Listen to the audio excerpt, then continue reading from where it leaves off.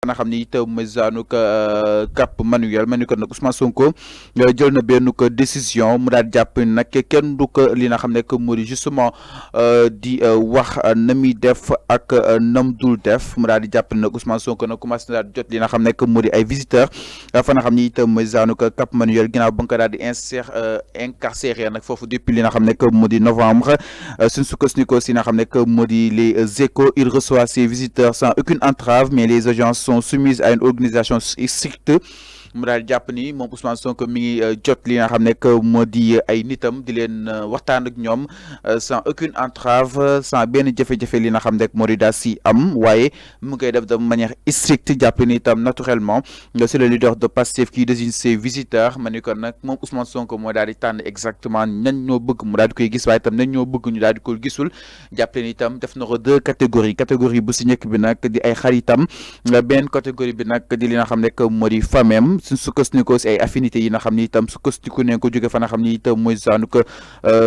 Ousmane Sonko waaye jàpp ni itam jamono ji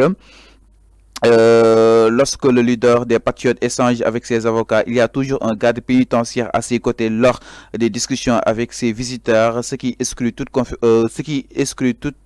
confidentialité exactement. jàpp ni itam li nga xam ne que moo di Sonko si waxtaan ak li nga xam ne que moo di ay visiteurs am dina am benn garde pénitentiaire bi nga xam ni itam day toog si wetam loolu nag pour daal di war a mën a wax ni lépp li nga xam ni itam ñoom ñu koy waxtaanee mu bañ a daal di li nga xam ne que moo di nëbbu alors sauf lorsque le leader justement des Patriotes échange avec ses avocats, il y a toujours un garde pénitentiaire à côté lors des discussions mi ngi noonu donc saa si waxtaan ak ay nitam dina am benn garde pénitentiaire bi nga xam ni itam day taxaw pour daal di koy li nga xam ne que moo di justement peut-être ba pour mu bañ a am benn ko nëbbu waaye itam benn confidentialité jëmale si nga xam ne que moo di incarcération bu ki nga xam ne que moo di Ousmane Sonko exactement alors enfin Ousmane Sonko commencé na daal di jotaat dina xam ne que moo di ses visiteurs et tant d'autres mais loolu suñuy xool mënta war a mën a nekk li nga xam ne que moo di benn focus car il est un prisonnier te itam am na droit nit ñi daal di koy seet waaye itam daal di xam exactement ana si yan condition la daal di nekk exactement fa. oui xam nga loolu man yàgg naa ko wax prisonnier même en étant en prison dafay am ce qu'on appelle des droits.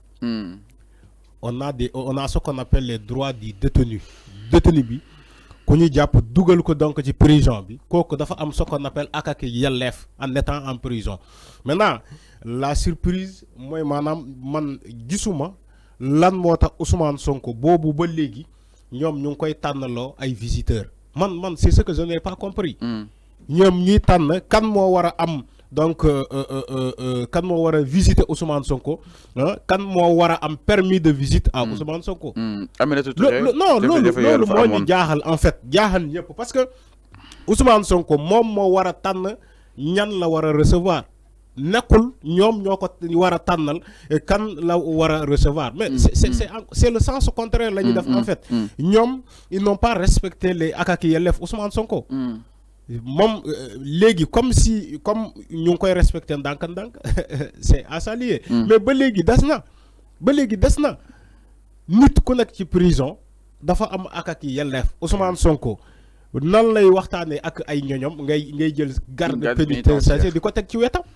C'est quoi c'est ce problème toute confidentialité ñoom loolu lañu bind ci texte bi. il faut arrêter ça il faut arrêter le cas de Ousmane Sonko c'est pas le seul cas au Sénégal yàgg nañu fii jàpp ay détenus politiques yàgg nañu fii jàpp ay opposants mais torture psychologique bu ñuy def ci Ousmane Sonko mosul am. donc li torture psychologique la torture psychologique weesu loolu.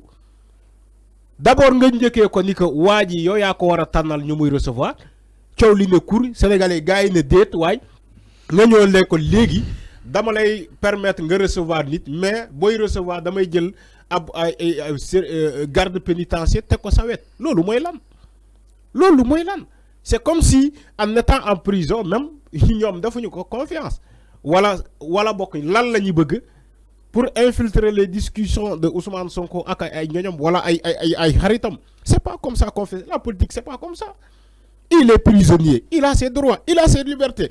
Il n'est pas en liberté, même dans les liens de la détention. Mais ses avocats, même dans les liens de la détention, ils continuent de le torturer. C'est pas comme ça.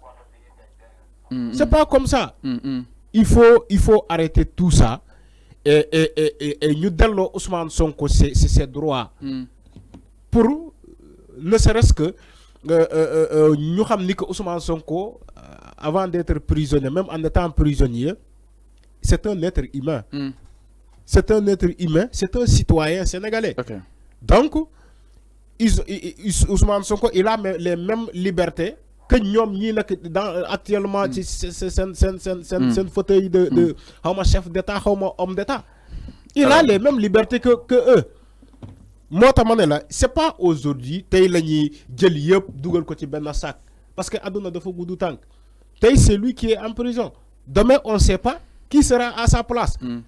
Avant Ousmane Sonko, Karim Wade était là-bas, Khalifa Sall était là-bas, Idrissa Seck était là-bas. Barthélémy Diaz était là-bas. Ils étaient là-bas. Donc, nous ils sont ministres de la justice, voilà, de l'intérieur. Voilà, c'est des hommes d'État. Nous ñom aduna du tourner ba ñom tamit retrouver wu ci situation bobu souhaité wuñu kenn kasso do ko yéné kenn. Mais attention, yalla garanti wul kenn kasso. Il faut que ñu xam ko.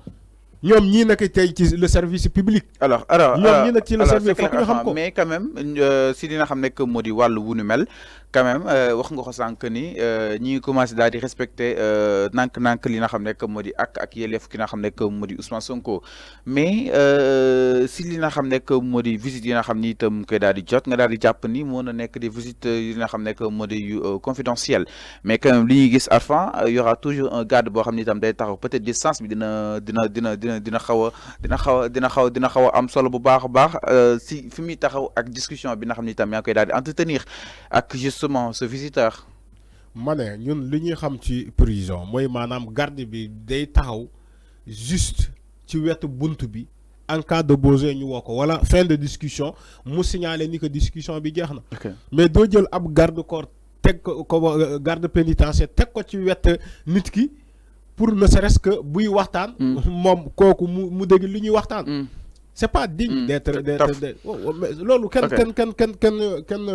ken xalaatul lolu. Donc lolu lañuy ŋaññi bu fekkee lolu amna jaaduwul encore une fois il faut que ñu rectifier ko. Ousmane Sonko il devait y avoir des droits. Le détenu même a des droits. C'est pas un animal. Il faut que ñu xam ko du animal. C'est un être humain comme tout le monde. Il faut pas prendre les affaires politiques, nga jël affaires politiques yóbbu ko ba ci biir prison bi. Les questions politiques se règlent dans le terrain politique. Ousmane Sonko actuellement il est en prison, même bien sûr étant politicien, mais en étant en prison il n'a pas des activités politiques dans la prison. Il n'a pas des activités politiques dans la prison. Maintenant man gisuma lu mën a tax ñom ñu jël ay garde pénitentiaire di ko teg ci wetam ne serait-ce que même buy waxtaan ak c'est confidentiel ñuy jël garde pénitentiaire teg ko ci wetam bu fekkee loolu am na laa wax franchement c'est pas digne de l'administration carcérale. C'est pas digne. C'est pas comme ça qu'on fait. Donc il faut que ñu rectifier ça, ñu changer ko may ko liberté ne serait-ce que même si il n'a pas cette liberté là parce que liberté man dama koy accentuer ci troisième mois mooy maanaam la liberté d'aller où tu veux, de faire ce que tu penses et de dire ce que tu penses. Mais Ousmane Sonko moom mu ngi ci prison mënul dem fu ko neex, mënul wax yéni, mënul communiquer avec le monde extérieur publiquement. Mais kooku damay jàpp ni que nekkul ci prison nekkul amul liberté. Il peut pas faire des activités politiques ci biir prison bi. Donc nañ ko may affaire ne serait-ce que tuuti nañ ko may affaire boobu may ko. muy waxtaan ak ay mais bien sûr c'est le minimum. si teeyu bakkanam. C'est le minimum qu'on puisse faire pour lui. ànd ak sagoom. C'est le minimum là wax que l'administration carcérale peut faire pour Ousmane Sonko, le détenu Ousmane Sonko. Waa ji amul liberté mais may leen ko affaire tuuti pour mu mën liberté mu waxtaan ak ay ñoñom ak ay xaritam c'est clair ci sagoom sans avoir aucune envergure. Voilà, comment dirais-je, tabou. Parce qu'il y a une personne qui est là, censée écouter toutes les discussions. Moi, je ne suis pas d'accord de ça. Non mais peut-être kooku dafa taxaw rek mais je pense pas mu déglu li nga il y a pas un mais. Il y a pas je pense pas mu déglu discussion yi. Il y a pas un mais. Peut-être est-ce que nekkul gars yaa gaaw déduire rek est-ce que nekkul danoo gaaw déduire. C'est une fois nous on se souvient quand Khalifa Sall était en prison. On allait lui rendre visite. Les vendredis da doon sol un mbubu bu weex tal. Khalifa Sall amul interdiction ci koo xamante ne daf ko bëgg a seeti amul. Khalifa Sall buy discuter ay akay ñañom ak waa këram il y avait pas de lien d'interférence amul woon ay garde pénitentiaire buy taxaw ci wetam. Karim Wade kazalika, Barthélémy Dias c'est la même chose quand il était en Rebeuss. Mais c'est comme ça. Mais enfin, le problème est que tolluwaay Ousmane Sonko, mais tolluwaay Ousmane Sonko, est-ce que Sonko c'est pas un vampire? Non, tolluwaayam. C'est pas un tolluwaay, du tolluwaay. Non, si, enfin. Ousmane Sonko du tolluwaay. Tolluwaay yem na si biir en dehors de la prison. Nga mesurer tolluwaayam il a dafa am ay bain de foule buy traîner si ginnaawam loolu mooy tolluwaay. Tolluwaay nekkul ci biir prison. Encore une fois, tolluwaay nekkul ci biir prison.